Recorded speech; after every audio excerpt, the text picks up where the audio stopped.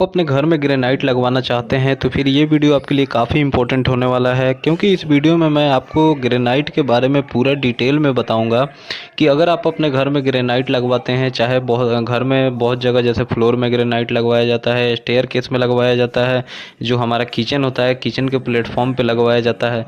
तो यहाँ मैं आपको एक स्टेयर केस जो सीढ़ी है, सीढ़ी पर जो ग्रेनाइट लगाया जाता है, अक्सर देखा जाता है घरों में ग्रेनाइट हम सीढ़ी पर तो लगाते ही हैं।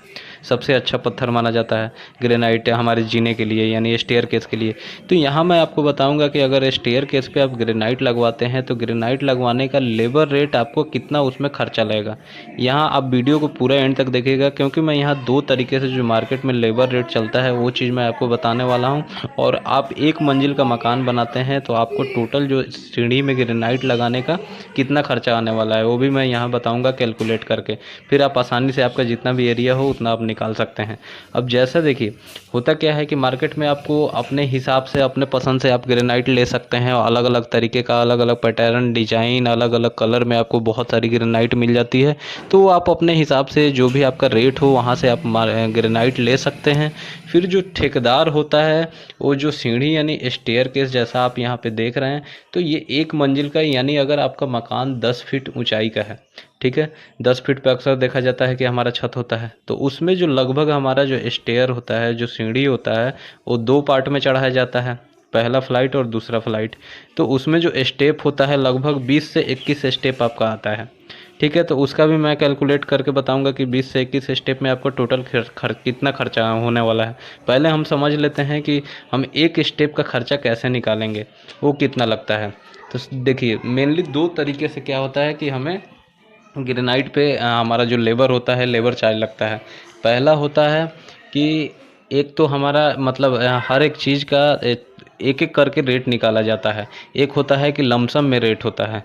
जैसे कि पहले मेथड की बात करें तो जो ट्रेड होता है, जैसे आप देख रहे हैं ये हमारा जीना हो गया, जैसे आप देख रहे हैं इस पे पहला ट्रेड ट्रेड क्या होता है, जिस पे हम पैर रखते हैं। तो उसका जो रेट है मार्केट में कितना रुपया, 30 रुपया स्क्वायर फीट है, ठीक है। ये चीज़ आप याद रखिएगा। मैं यहाँ जो ये रेट बता रहा हूँ, ये मैं यहाँ अपने कानपुर डिस्ट्रिक्ट में अभी एक काम हो रहा है वहाँ का बता रहा हूँ। 30 रुपये ट्रेड का, सिर्फ पत्थर का मैं बता रहा हूँ कि आप ऐसे 3 फीट चौड़ाई इस पत्थर है तो उसका 30 रुपये स्क्वायर फीट हो गया। अब जो ट्रेड के सामने जो आप देख रहे हैं, जो पट्टी बनी रहती है जिसको गोल किया जाता है, मोल्डिंग, वो सिंगल मोल्डिंग होती है। यानी कि सिंगल मोल्डिंग आप कह ले तो उसको हाफ मोल्डिंग भी आप कह सकते हैं।